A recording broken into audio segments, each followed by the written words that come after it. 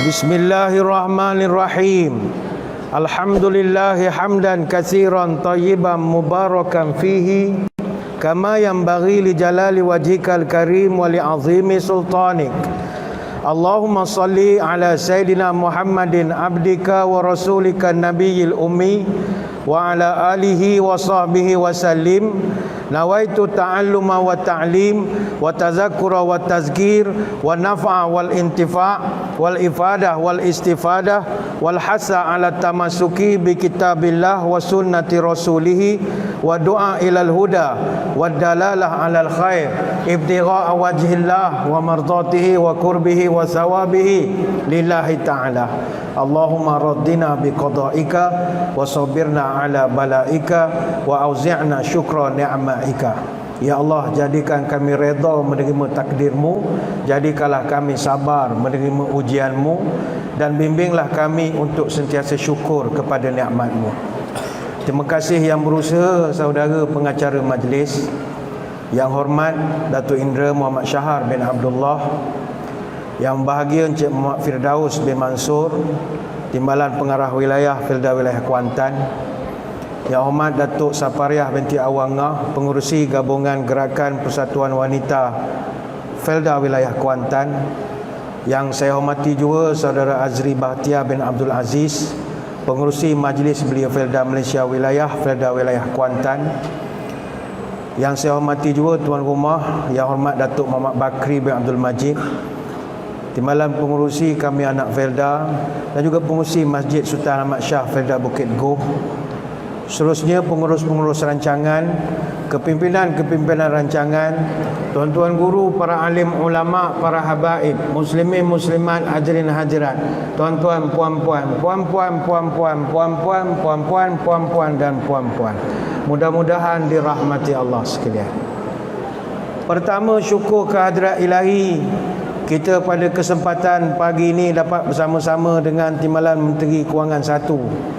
Bukan senang dapat berada bersama Timbalan Menteri Kewangan 1.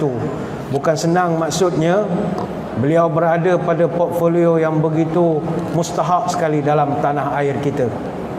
Alhamdulillah, banyak nasihat yang telah beliau berikan kepada kita sebentar tadi, khususnya dalam persediaan kita menghadapi hari-hari yang mustahak pada masa mendatang. Saya syukur kehadrat ilahi dapat menyampaikan syarahan di Masjid Sultan Ahmad Shah Bukit Goh ini.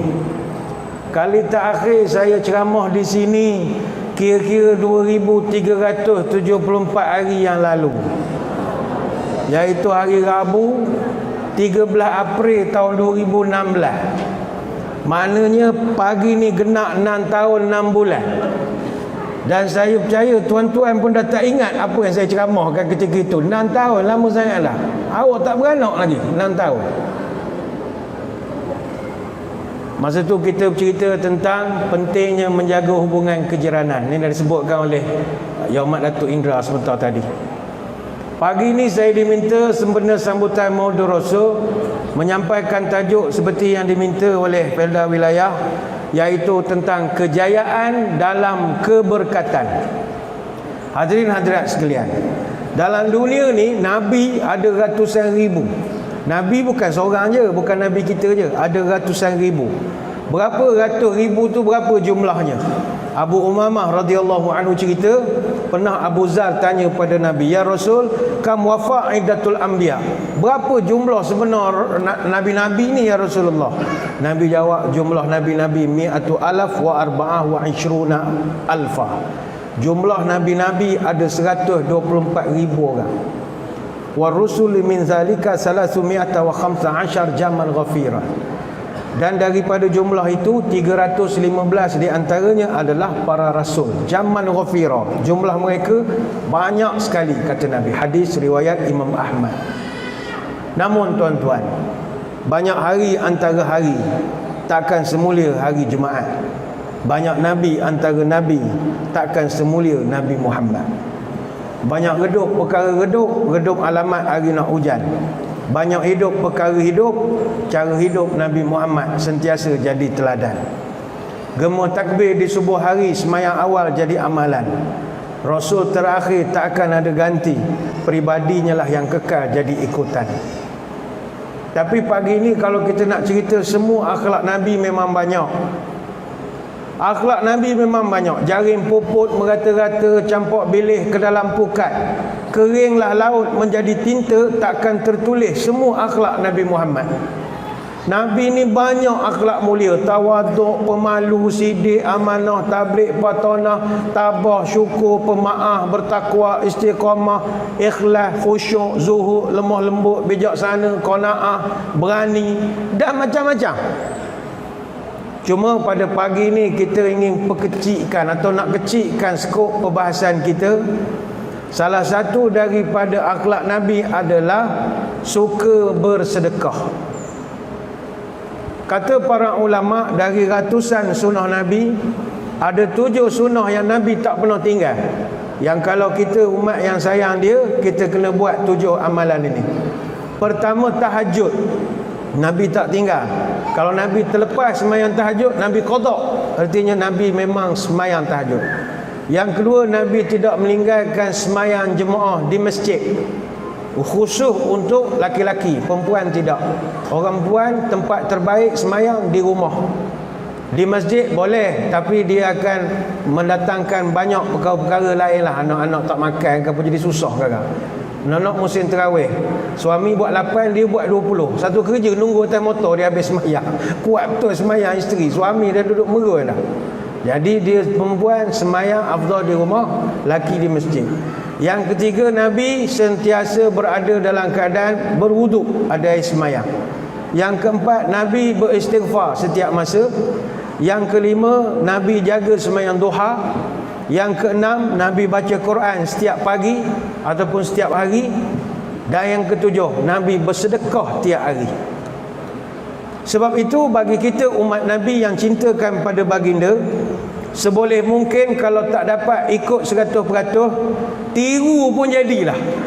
Dia beza, ikut dengan tiru lain. Ikut 100% tak terikut. Tak terikut. Tuan-tuan sanggup ikut Nabi 100%? Tak sanggup. Contoh, apa Nabi makan, tuan-tuan makan. Kita perut nasi, nak makan cara Nabi. Nabi makan buah kurma. Tuan-tuan sanggup makan buah kurma hari-hari? Tak sanggup. Tak sanggup. Kurma ni kalau Nabi, dia suka makan kurma ajwa. Kurma ajwa Nabi suruh makan sehari 6 biji. Siapa makan 6 biji kurma ajwa sehari, orang tu akan selamat pada kena sihir. Itu ada hadisnya. Tapi kurma ajwa ni, dia tak boleh makan lebih. Ajwa kalau makan terlampau lebih, boleh botok kepala, gugur rambut. Apa sebab? 100 gram RM15 harga dia. Memang botok kepala beli. Baik itu yang berhormat mana-mana pun, kalau sponsor buah kurma tak pernah bagi ajwa. Dengan YB tu botok sekali. Saya dulu Jabatan Agama di Pekan, Parlimen Pekan masa tu yang berhormat Tuan Seri Najib lah. Jadi dia bagi kurma semua Masjid Surau ni, Parlimen Pekan. Tapi tak pernah hayat dia bagi ajwa. Ajwa mahal. Sekotak tu kat 500-600. Sebab itu orang balik umrah, semua bawa balik kurma ajwa. Tapi ada nak beri ke orang? Tak, disorok bawah katil. Tetamu datang dia bagi kurma bodoh-bodoh. Kurma ajwa tu beli di Madinah pun 100 lebih. Itu tara pegang janggut dah tu. Pegang janggut Pakistan tu dapatlah 120. Mahal. Ajwa. Jadi ada sunnah Nabi yang kita tak boleh ikut 100%. Tapi kita tiru sajalah. Maknanya Nabi makan kurma ajwa, kita makan nasi. Tiru cara Nabi makan.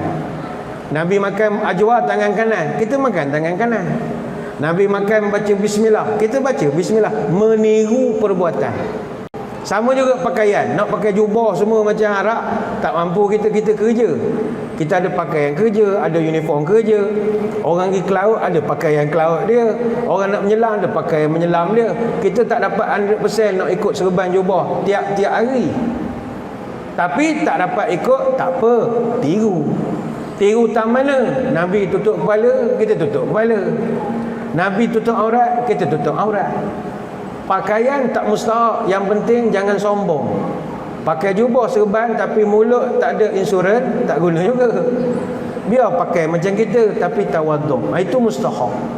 Itu yang saya maksudkan, Nabi ni tak dapat ikut, tak apa, tiru pun jadi. Baitul Arab kata watashabbahu illam takunu mislahum inna tashabbuha bi kirami falahun. Watashabbahu, menirulah kamu walaupun kamu takkan serupa dengan yang ditiru, kerana meniru orang yang hebat itu juga adalah kehebatan. Nabi tak makan nasi, kita makan nasi, silakan, tapi tiru cara Nabi makan.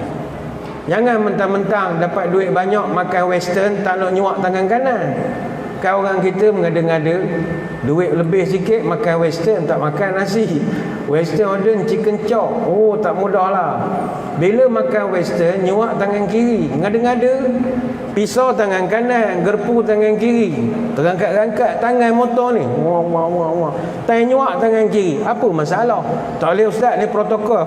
Tak ada protokol. Sunnah Nabi kanan, makan tangan kanan. Itu caranya.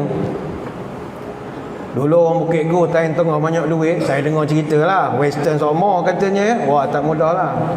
Cakap orang putih tak berhenti, tapi makan western. Ada budak Zenith cerita, tak tahulah siapa, tapi katanya orang sini datang ke Zenith, cakap order western je. Ya pakcik nak makan apa? Bagi chicken chop. Chicken chop. Pakcik seorang lagi makan apa? Bagi saya chicken chop, tapi tak nak ayam, tukar kambing. Budak tu garu kepala. Rupanya lencong. Tapi tak apalah, tak pandai. Cakap orang putih, duit berkepuk, wallet atas meja, tak boleh duduk pun. Beg duit ni atas meja. Tuan-tuan beg duit atas seluar, dalam seluar je sekarang. Punyalah tak ada duit, boleh duduk ke? Dia Allah kata, sakit punggung, duit tebal. Itu cerita dulu lah, cerita dulu ya. Silakan nak makan western ke, nak makan nasi ke, makan patin ke, makan apa saja, tiru cara Nabi makan. Kita nak apa lagi? Nak berpakaian, tak mesti saya pakaian sunnah. Dah, no such thing. Awak pakai baju Melayu pun okey, pakai baju kot pun okey, pakai tie pun okey, tapi tiru cara Nabi pakai. Contoh bila pakai, masuk tangan kanan dulu, time pecat baju, buka baju, mulakan kiri, benda-benda begitulah. Teringat saya cerita zaman Nabi Musa. Zaman Nabi Musa dulu, zaman Firaun. Firaun ni dia ada satu tabiat, tiap-tiap minggu dia akan panggil pelawak-pelawak buat persembahan. Macam Maharaja Lawak Mega jugalah, kurang lebih. Seminggu sekali dia panggil pelawak-pelawak Mesir buat persembahan. Masa tu yang paling pelawak sekali atau raja kepada segala pelawak namanya Yoyo. Yoyo buat persembahan. Satu ketika Yoyo dia buat persembahan, dia tiru cara Nabi Musa. Nabi Musa kan dia pernah campurkan tongkat jadi ular. Itu dalam surah Taha ayat 70. Nabi Musa campur tongkat berubah jadi ular. Jadi Yoyo pun tirulah, buat persembahan pentas. Dia bawa tali, bawa tongkat. Dia campur tongkat dia, lepas tu campur tali, konon jadi ular. Melompat-lompat, dia terkejut Jadi Firaun yang duduk di bawah tepuk tangan lah, gembira, bagus, kita bagi 5 banyak, memang hebat betul. Juri-juri semua tak ada komen, semua terbaik. Persembahan minggu ni persembahan terbaik. Dipendekkan cerita, kan Firaun tenggelam dalam laut. Seluruh bala tentera dia kejar Nabi Musa. Termasuk yang mengejar ni adalah Yoyo. Allah rekodkan dalam surah Asy-Syu'ara ayat 60 sampai 67, wa anjayna Musa wa man ma'ahu ajma'in summa aghraqnal akharin. Kami selamatkan Musa dan rombongannya dan kami lemahkan yang lain. Dalam peristiwa itu Firaun dan bala tenteranya semua mati lemah di Laut Mesir, Laut Merah. Nabi Musa dan kaumnya selamat. Tapi yang ajaibnya adalah dalam peristiwa itu Yoyo tidak mati lemah. Orang jadi heran, kenapa Nabi tanya Nabi Musa, kenapa Yoyo selamat dalam kejadian ni? Rombongan ni semua mati.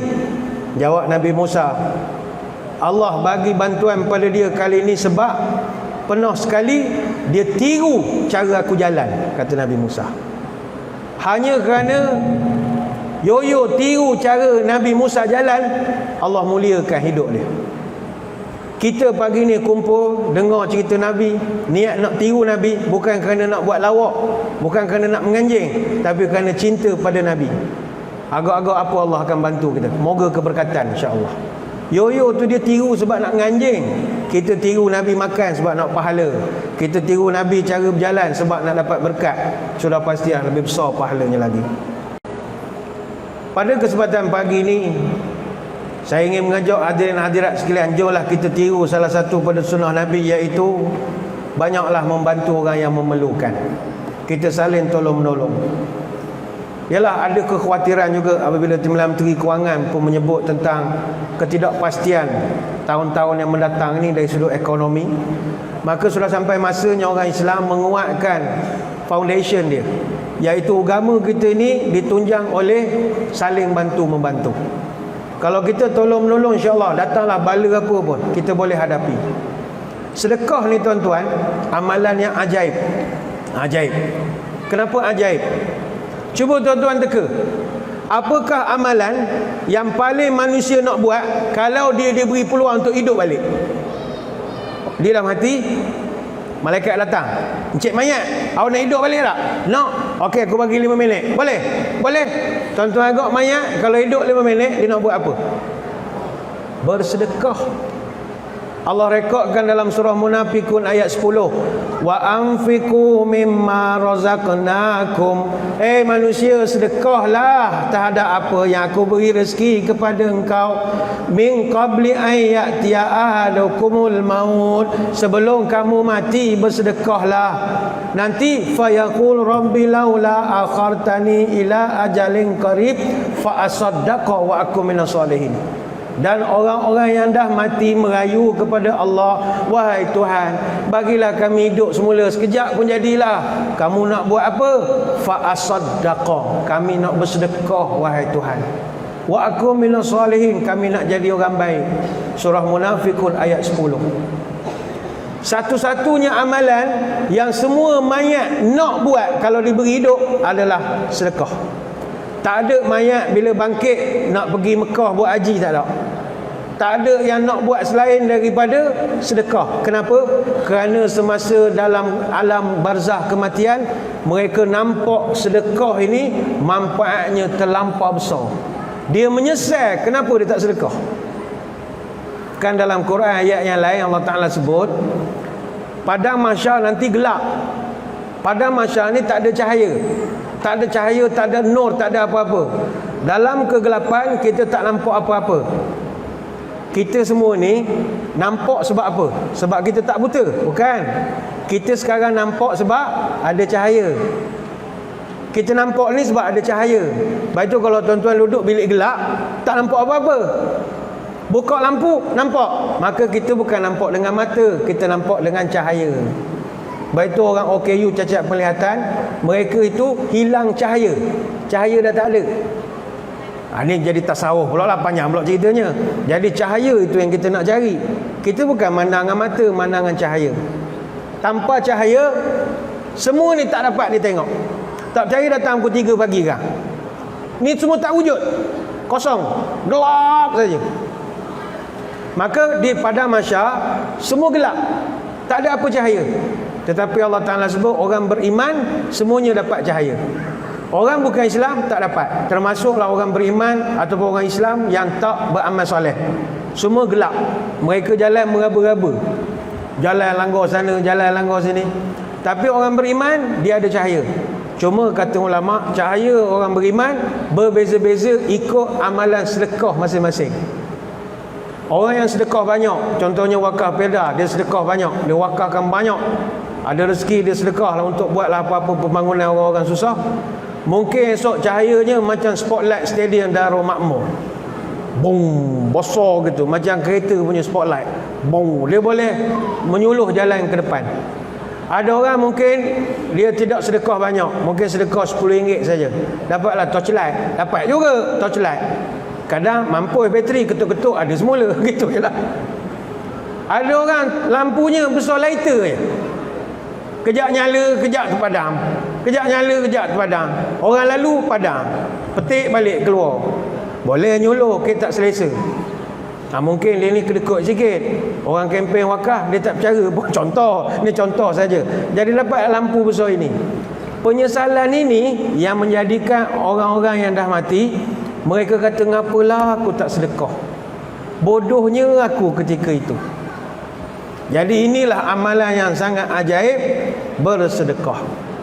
Orang bersedekah ini, dia memadamkan segala kemurkaan Allah.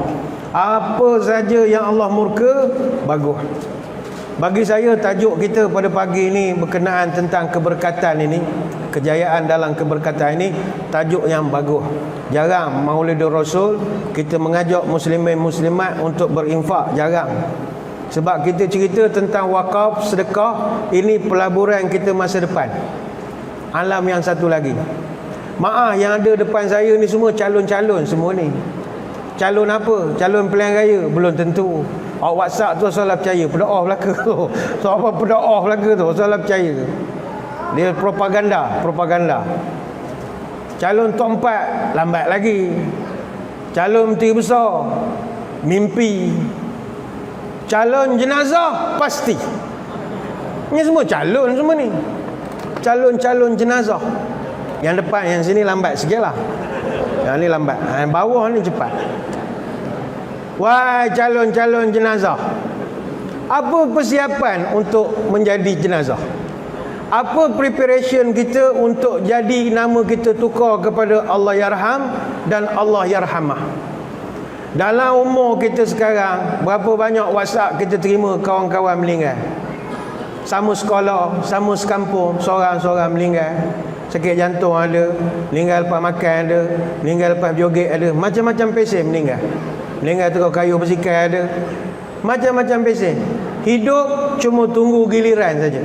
Hari ni baca WhatsApp orang, esok lusa orang baca WhatsApp tentang kita.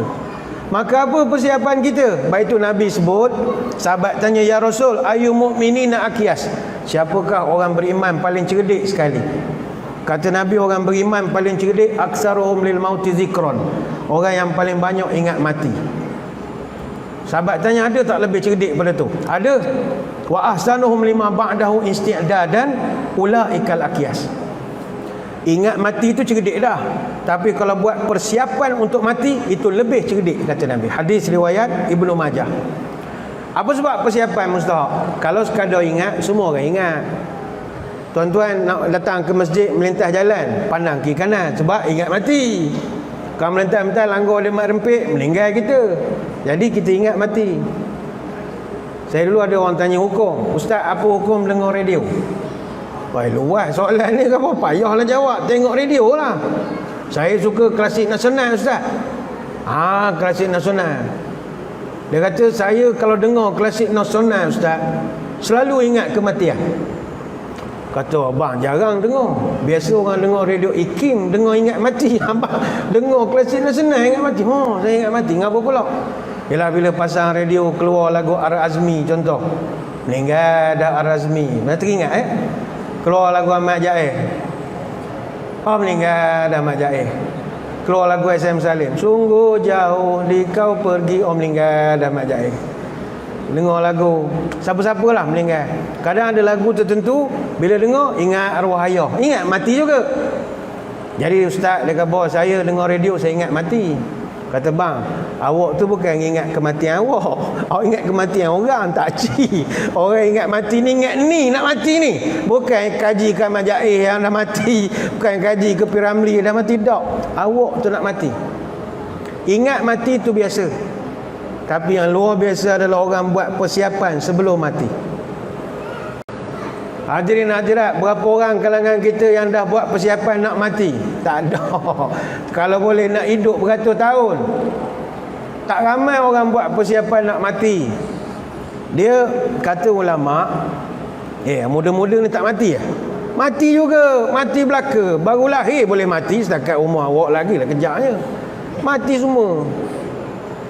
Dia ulama pesan, orang Islam dia kena wasiat 4 perkara kepada orang-orang yang di sekeliling dia.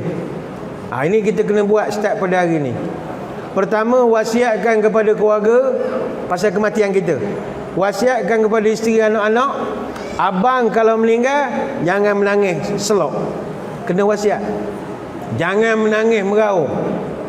Jadi tuan-tuan sekali-sekala dalam kereta dengan anak-anak, dengan isteri, Katalah dia bercerita pasal meninggal dah orang ni. Kita pesan lah, abah nanti kalau meninggal, awak semua jangan meraung macam Cina mati. Malu kaku je. Menangis romantik cukup. Pesankan. Apa sebab? Kerana al-mayyitu yu'adzibu fi qabri bima hiha alaih. Mayat akan diazab mengikut tangisan keluarga. Hadis Bukhari Muslim. Lagi kuat volume dia menangis, lagi teruk kita kena. Jadi kena pesankan. Bukan kata tak boleh nangis. Boleh. Menangis kena menangis. Sedih kan? Baru pagi minum air, tengah hari meninggal. Mau tak sedih?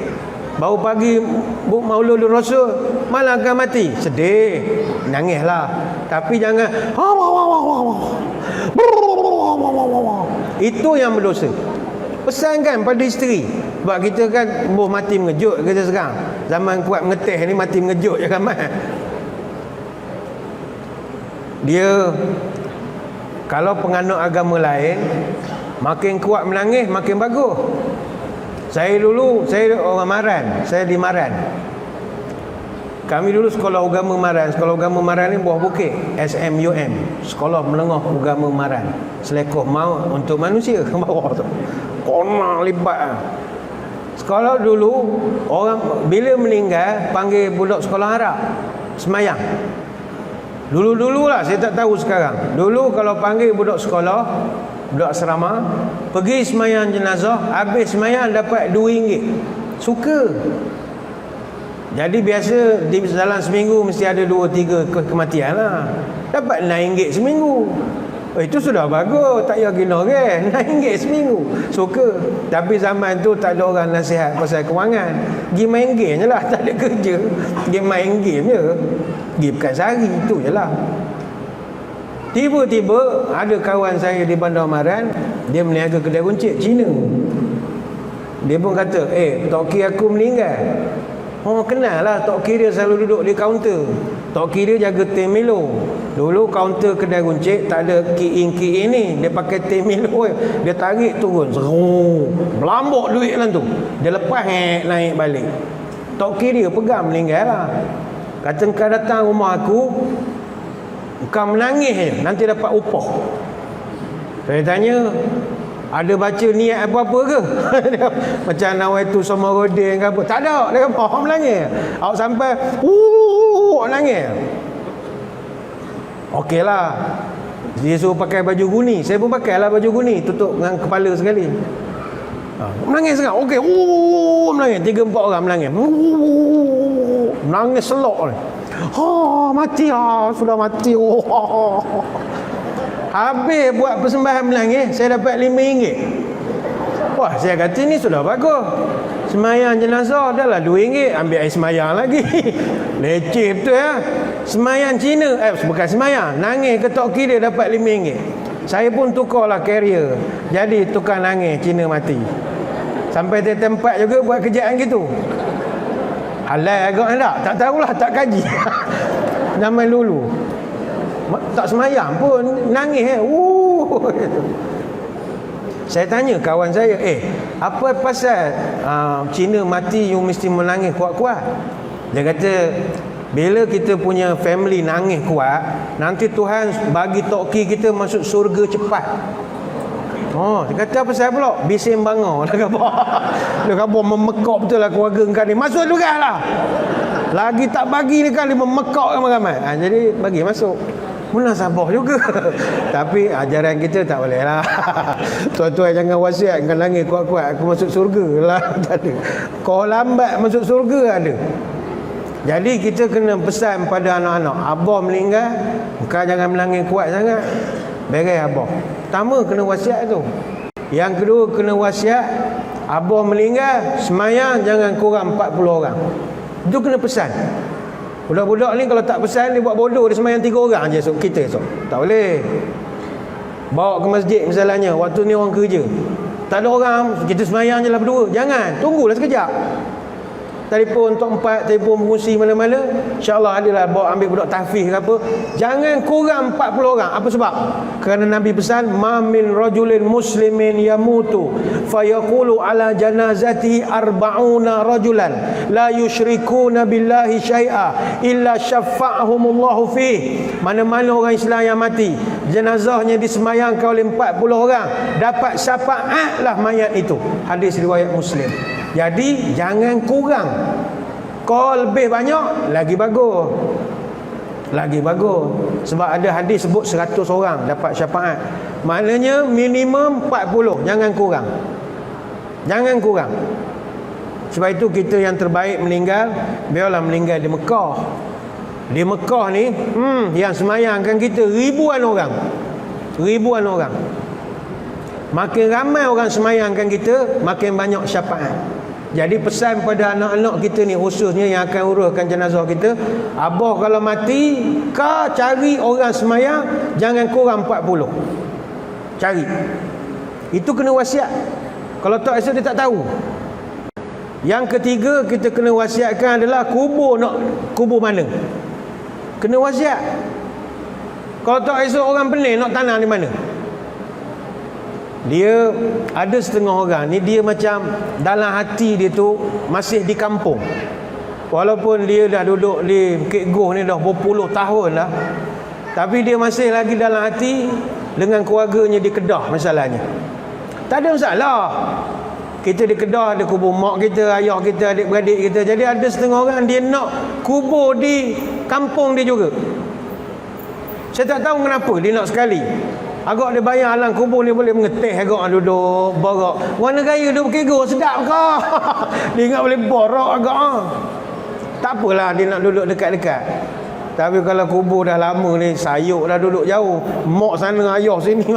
Kubur makin ramai orang mati. Dia eloknya pesan pada anak cucu kita atau isteri kita, ke bumi je kat mana kita meninggal. Selesai masalah. Mana yang abang kalau meninggal dekat Sydney, kebetulan kita cuti di Australia, you know. Kalau meninggal di Australia, ke bumi je lah dekat Australia. Sen gitu je. Tak ada nak nyusah keluarga, nak buang darah, buang organ, bawa balik. Belanja besar pula lagi. Kalau mati Mekah lagilah orang tanah di Mekahnya. Jadi molek pesan je ke anak cucu, abah meninggal, ke bumi lah mana mati. Meninggal di Amerika, ke bumi di Amerika. Meninggal di England, ke bumi di England. Meninggal di Perak, ke bumi lah di Perak. Tak payahlah bawa balik ke Bukit Goh. Ini yang afdal. Kata Syekh Abu Bakar Al-Munzir Al-Naisabur dalam kitab Al-Awsat wa Sunan, yustahabbu an yudfanul mayit fil baladil ladzi tuwfiya fi. Sunat hukumnya mengkebumikan jenazah di tempat dia meninggal. Ala hadza kana al-amru ala ahdi Rasulullah sallallahu alaihi wasallam. Dan inilah sunnah Nabi. Nabi dia kan orang Mekah tapi meninggal di Madinah. Adakah jenazah bawa balik ke Mekah? Tak, kebumikan di Madinah. Jadi kalau kita meninggal di Bukit Goh, walaupun kampung nenek moyang kita di Perak ke di Kelantan di mana, pesan pada anak isteri, tanah mana mati sajalah. Kena pesan tu. Kalau tak dia buat bodoh sama dia kan. Kita dalam hati nak ke bumi di sini, tapi tuan-tuan wasiat, janganlah tempat ke bumi itu tempat orang tak boleh nak hantar. Contohnya, yang abang kalau mati, yang ke bumi kat Bakit Madinah. Ambon meninggal ke Bukit Goh, suruh tanah di Madinah. Agak-agak lah orang mati Madinah pun tak dapat ke bumi di Bakit. Sekarang ni Madinah dah tak dapat dah di Bakit tu. Bakit ni dia dah special, khas untuk Bumi Putra saja. Siapa yang orang luar Arab yang dapat ke bumi situ, itu orang terpilih. Special case sangat. Memang Allah izin lah. Sebab dia dah tak buka. Madinah pun ke bumi dekat Jabal Uhud, dekat Bukit Uhud, dia ada buat kawasan kubur baru. Kita janganlah wasiat tempat pelik-pelik memang begitu. Ataupun yang abang kalau meninggal, kuburkan abang di makam pahlawan Masjid Negara sebelah Tun Razak. Abang ni sayang sangat dengan Tun Razak. Agak-agak lah nak wasiat pun menang sabar lah.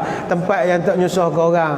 Kalau setakat yang abang kalau meninggal nak Bukit Ubi ya, tak nak Setali jauh. Atas lah, Setali dengan Bukit Ubi tak jauh. Ni esok saya tak tahu jadi ke tak projek pusara negeri. Wallah alam, tak lama tak duduk ibu pejabat, tak tahu cerita. Kita nak buat kubur baru kata 50 ekar ke katanya. Oh, kalau 50 ekar besar lah, macam taman kita buat. Saya ingat petang-petang orang jogging esok tu, lawa betul. Tengok gambar dia, orang tak tahu kubur lah, kubur. Lawa sangat. Dia tiru Datuk Indra, dia tiru ni Raudhah Sakinah yang Jawi buat. Lawa rumput kapek, ada bunga-bunga. Tak tahulah siapa mati dulu. Tak tahulah siapa jadi perasmi pertama sini ya. Lawa 50 ekar. Wallahualam, saya masa duduk ibu pejabat itu dengar dia borak sama dia. Dah duduk masjid ni tak lama dah tak dengar. Jadi kita pesan pada anak isteri, kita tanam mana kita matilah. Dan yang keempat kata ulama, wasiatkan kepada anak untuk sedekahkan duit kita. Buatkan jariah. Jariah. Apa makna jariah? Jariah ni sedekah yang berjalan. Dia ada sedekah yang tak jariah, sedekah yang statik. Contoh, tuan-tuan ada RM5, keluar masjid jumpa orang susah, lapar perut, kita bagi RM5. Dia lapar betul, dia beli nasi ayam tiap habis 5. Dia makan kenyang, dapat pahala. Lepas makan sakit perut, pergi tandas, buang, habis lah. Dia tak jariah. Sedekah jariah ni apa? Contoh, buat masjid. Buat masjid dan manfaatnya bertahun-tahun tak habis lagi. Macam masjid kita ini. Mungkin ada tuan-tuan di sini yang ada keluarkan jariah sikit. Walaupun asalnya peruntukan tu dah terima, tapi tambahan kemudian langsir, benda-benda ID, interior design, ada masa tak dalam peruntukan kita minta anak karya kita untuk bantu. Lagi tu jalan karya, dapatlah kita jariahnya. Contoh ni mungkin meja ni ada orang sponsor. Jadi selagi meja ni digunakan untuk ceramah apa semua, walaupun dah meninggal, pahala masih berjalan. Itu jariah nama dia. Mikrofon misalnya, dalam peruntukan tak masuk sekali mikrofon, tapi kita sponsor lah speaker, mikrofon, PA system. Selagi PA system digunakan, dapatlah kita apa nama jariah. Kami Masjid Negeri Datuk Indra dapat peruntukan. Masa tu zaman kerajaan lama dulu. Masa tu zaman Tun Mahathir Perdana Menteri. Buat surat lebih kurang dapat dari Datuk Seri Azmi Ali. Masa tu dia jadi awal ekonomi, jaga MITI. Jadi dapatlah peruntukan untuk buat PA system baru. PA system baru 400,000 kat setengah juta. Tapi bapaklah sedaknya la ilaha illallah. Tuan-tuan kalau semayang Masjid Negeri, jangankan dengar bacaan imam, imam batuk pun sedap. Mana bila imam nak start kan, soft,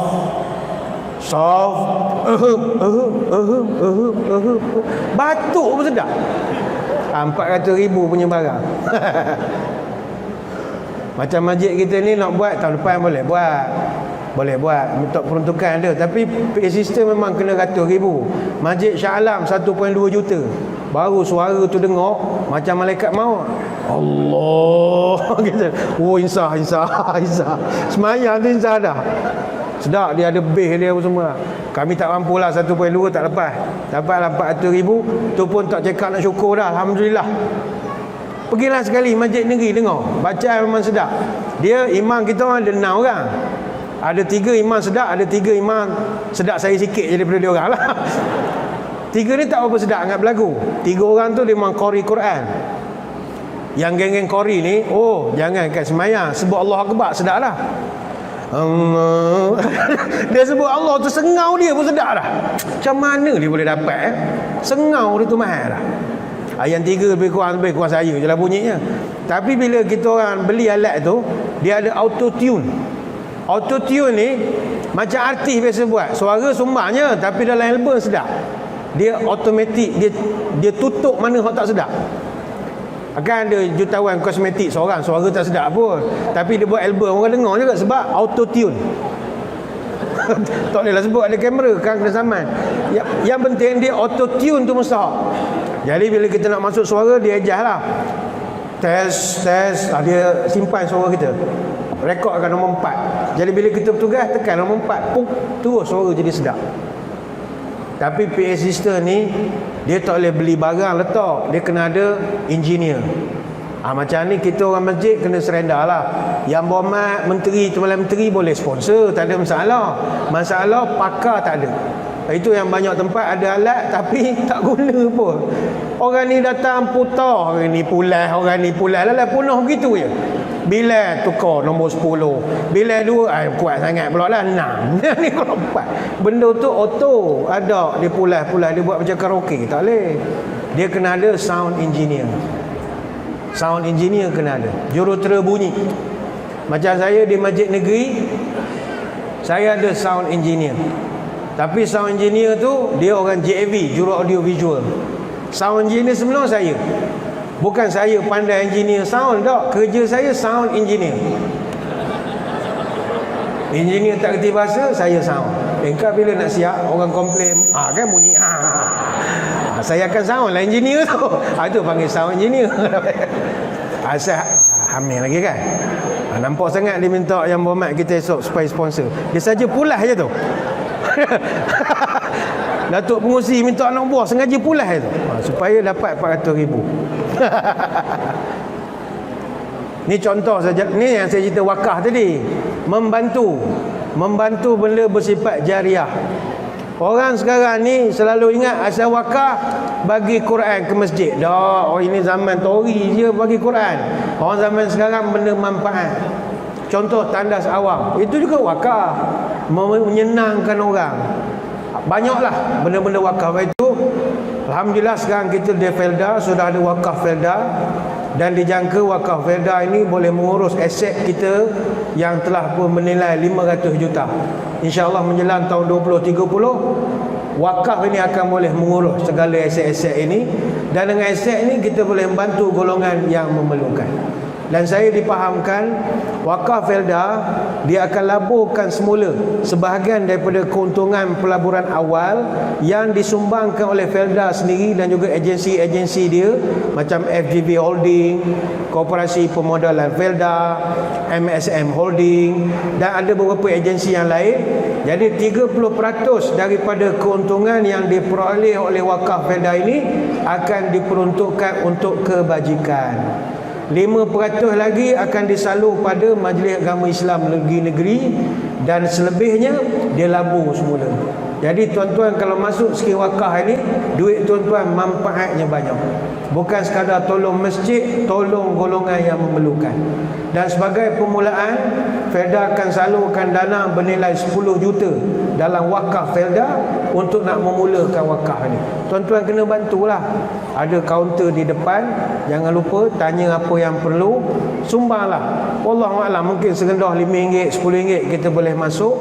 Dia akan kumpulkan dana tu, nanti dia akan gunakan untuk membeli benda-benda yang bermanfaat. Macam contoh kalau wakaf, sekarang ni wakaf banyak dah orang buat. Yang negeri bawah Majlis Agama confirm lah ada wakafnya. Kalau sekarang ni PMB ada wakaf, banyak pihak buat wakaf. Tapi wakaf ni biasanya tumpu kepada pendidikan. Macam contoh wakaf Majlis Agama, dia tumpu kepada pembinaan asrama untuk pelajar-pelajar di luar negara. Bagi tuan-tuan yang pernah duduk belajar di luar negara, antara masalah utama kita duduk di negara orang adalah penginapan. Nak sewa mahal. Kalau duduk di UK ke di Cairo mana, belanja tinggi. Tapi nasib baiklah Majlis Agama misalnya, dia ada buat beli bangunan-bangunan di Bangunan Raya itu, dia buatnya asrama bagi orang duduk. Besar pahala. Dia sumbangan tak langsung. Wakaf Felda ni nanti dia akan salurkan bantuan pada pendidikan. Saya nak ajak tuan-tuan pagi ni ni cerita pencen kubur. Baik, kau teruk mikrofon. Jangan berhentilah, sabarlah sekejap. Nyak tu makin kurang. Sikit lagi. Dalam kitab Durratun Nasihin, ni nak bagi semangat ke tuan-tuan puan-puan masuk wakaf. Dalam kitab Durratun Nasihin, Ada satu kisah, ni cerita di surga. Ada dua orang laki-laki, dia berebut nak masuk surga. Dia kata dia layak pertama. Orang ni kata, dok, bukan awak, saya. Bukan saya, awak. Bergaduh. Allah utuskan malaikat, selesaikan. Malaikat tanya, ya, apa masalah bergaduh-gaduh ni? Jawab lelaki yang pertama, wahai malaikat, dalam ramai-ramai ni yang layak masuk surga lebih awal pada orang lain, saya lah. Kenapa pula awak? Saya dulu haji mabrur. Orang haji mabrur ni tak ada dosa, jadi saya lebih layak pada orang lain. Malaikat tanya, Tuan Haji tahu macam mana orang haji mabrur ni cepat masuk surga banding orang?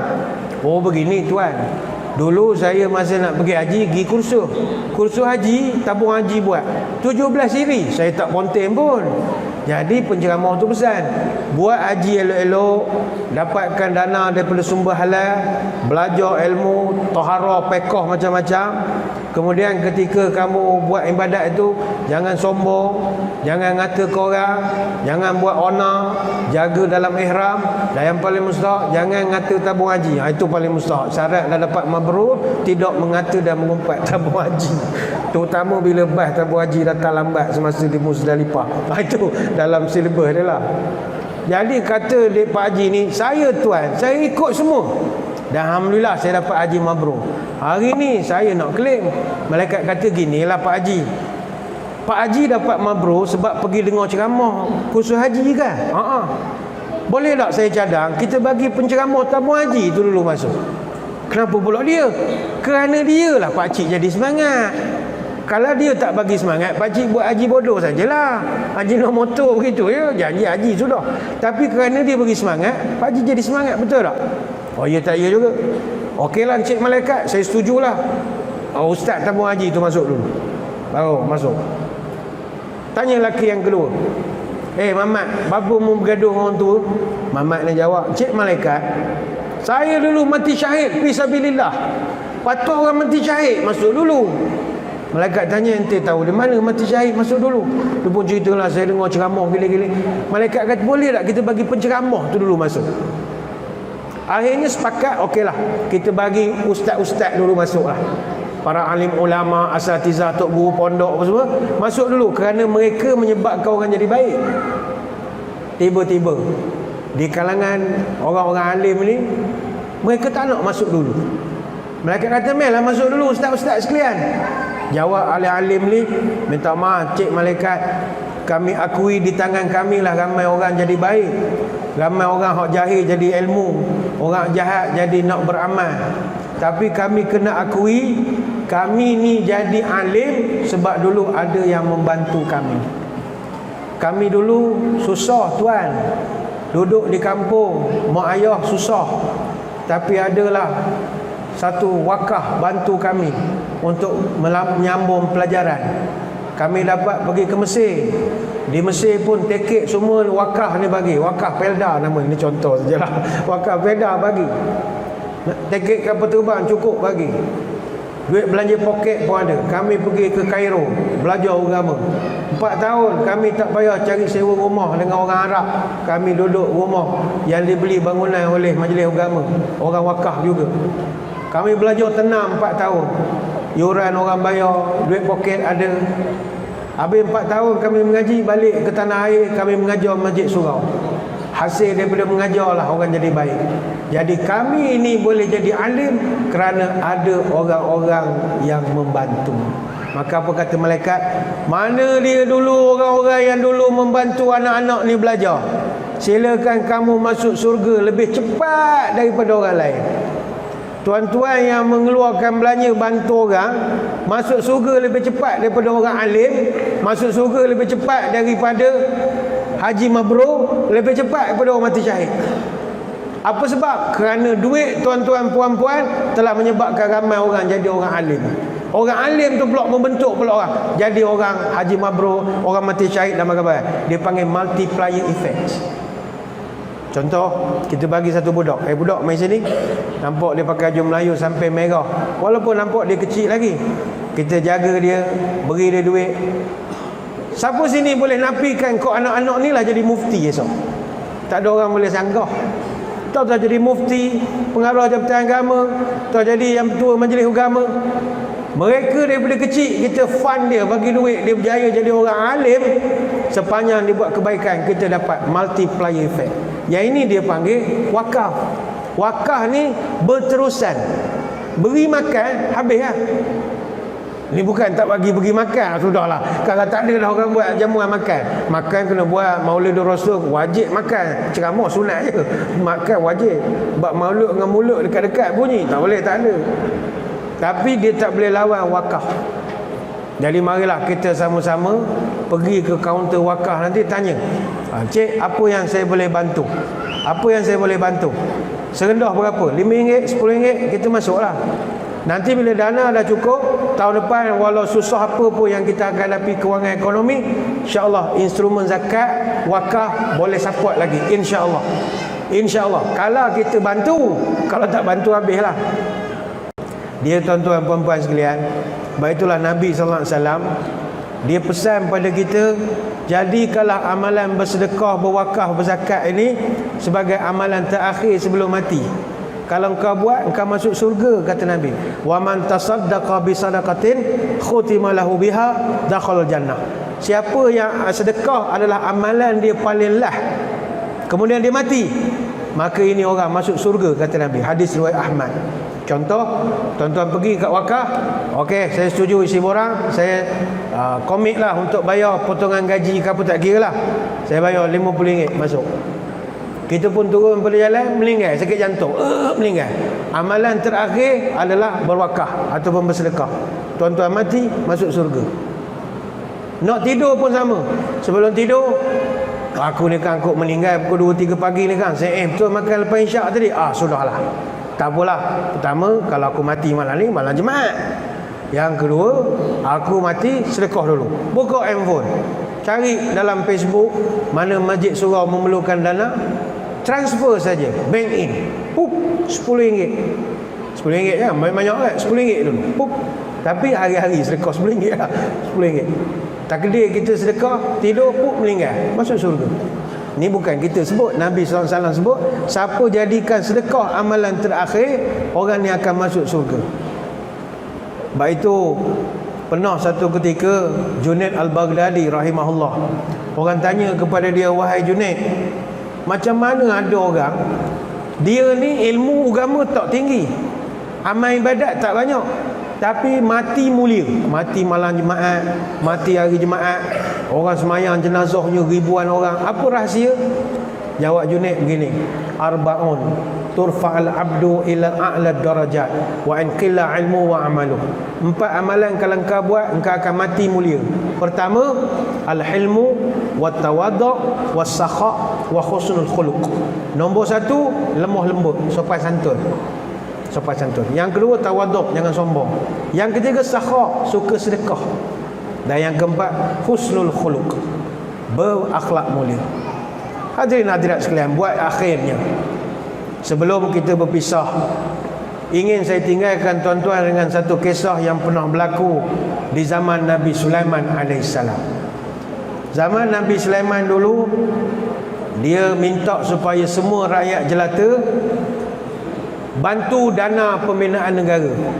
Ini kerajaan kena ambil cara ini, iaitu walaupun Nabi Sulaiman ni kaya, dia tak ajar spoon feeding pada rakyat dia. Dia tak ajar bagi duit dari segi rakyat kena nyumbang juga untuk negara. You kena sumbang. Macam kita panggil cukai ke apalah. Awak mesti nyumbang. Awak tak boleh kena suap sama. Awak mesti, you get what you pay lah. Ada return of investmentnya. Jadi setiap rakyat zaman Nabi Sulaiman menyumbang untuk ekonomi negara. Dia panggil mobilisasi dana. Jadi dalam riwayat sebut, semua rakyat Nabi Sulaiman datang ke istana bawa sumbangan. Kan Nabi Sulaiman ni rakyat dia bukan manusia je, termasuklah haiwan. Jadi diriwayatkan datanglah gajah. Gajah datang bawa sumbangan. Apa sumbangan gajah? Kerbau. Kerbau pun datang juga bawa kambing. Kambing datang bawa ayam.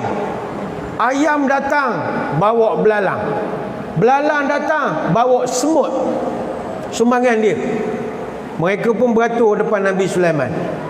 Kebetulan gajah dia duduk sebelah belalang. Gajah kan bawa kerbau, belalang kan bawa semut. Akhirnya gajah dia menganjing ke belalang. Belalang, semut je ke? Dok gerak cetong setarang barang. Mau nengok aku. Ni, kerbau. Ini baru barang. Boh. Mu bagi semut. Buat apa kalau aku kebalik ya? Gajah nganjing kepada belalang. Belalang kecil hati. Mentang-mentang dia bawa kerbau, aku bawa semut, dia nganjing ke aku. Percakapan gajah ini didengari oleh Nabi Sulaiman. Apa kata Sulaiman? Kata Nabi Sulaiman, al-hadiyatu biqadril muhdi. Setiap pemberian hendaklah mengikut kemampuan masing-masing. Gajah datang bawa kerbau, munasabah sebab saiz dia. Yang tak munasabah, belalang datang bawa kerbau, tak munasabah. Mana tak, dia tak mampu tapi paksa, tak boleh. Macam puan-puan katalah semangat. Oh ustaz semangat dah ni, nak wakah lela dah ni. Dekat sikit habis ceramah, saya nak pergi belakang dah ni. Cepat sikit ustaz. Kita pergi belakang. Saya nak wakah semua. Tanah saya ladang-ladang dengan rumah habis saya nak wakah. Dah macam nak duduk mana? Tak apa, saya duduk birak masjid. Apa? Jadi asnah. Tak boleh. Tak boleh gitu. Jangan sedekah sampai miskin ke diri. Agama tak ajar. Sebab anak cucu kita ada hak dia juga. Tak boleh ambil semua masuk surga semua. Dah anak cucu esok jadi pengemis, susah. Belalang datang bawa semut, munasabah saiz dia. Yang lebih tak munasabah kalau gajah datang bawa semut, tu kedekut namanya. Saya percaya semua warga Bukit Goh ini gajah-gajah semua, insya-Allah. Ayolah kita gajah-gajah sekalian, marilah kita bersedekah dan berwakaf cara gajah. Nama pun sekuat Tok Gajah. Dia kenalah sedekah cara gajah. Banyak nak diceritakan, tapi saya ingat sekadar itulah sembang-sembang pada tengah hari ini. Sekali lagi saya mengucapkan ribuan terima kasih di atas undangan. Mohon maaf sebarang kekurangan. Moga-moga kita bertemu pada lain-lain kesempatan. Sekali lagi terima kasih saya ucapkan kepada Yang Hormat Datuk Indra Muhammad Shah bin Abdullah, Timbalan Menteri Kewangan 1. Selamat maju jaya lah untuk hari-hari yang mendatang ini, insya-Allah diberikan kejayaan dan juga keberkatan dalam setiap perkara yang diusahakan. Dan terima kasih juga kepada Yang Hormat Datuk Muhammad Bakri yang mengaturkan juga perjalanan program pada pagi ini. Kita mendoakan beliau dan juga ahli jurukuasanya terus mengekalkan kecemerlangan Masjid Sultan Ahmad Shah Bukit Goh ini sebagai antara masjid Felda terbaik di Malaysia. Dan mereka memang duduk dalam kategori top 5 lah, saya ingat, masjid terbaik Felda keseluruhan. Ini antara masjid yang mengharumkan nama kita Negeri Pahang Darul Makmur. Tahniah kepada pasukannya dan dapat meneruskan kecemerlangan ini. Terima kasih juga kepada ibu-ibu, tuan-tuan yang sudi datang. Terima kasih atas kehadiran. Mohon maaf sebarang kekurangan. Moga bertemu lagi pada lain-lain kesempatan. Subhanakallahumma wa bihamdika nasyhadu an la ilaha illa anta nastaghfiruka wa natubu ilaik. Wa sallallahu ala sayyidina Muhammad wa ala alihi wasallam. Assalamualaikum warahmatullahi wabarakatuh. Wallahu a'lam.